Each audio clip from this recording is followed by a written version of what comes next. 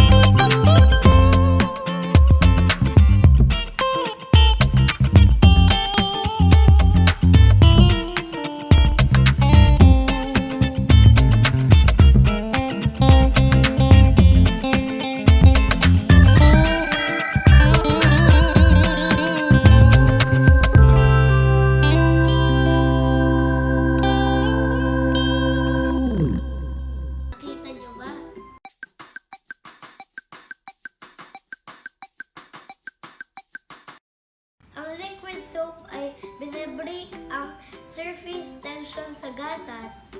Pagkatapos na magbabanggaan ang mga molecules. Gagalaw ang food color kagaya ng nakita natin kanina sa experiment natin. Sana nag-enjoy kayo sa experiment na ginawa natin. So guys, bye! See you sa next video ko. Huwag niyo pong kalimutan mag-subscribe sa YouTube channel ko. Next time!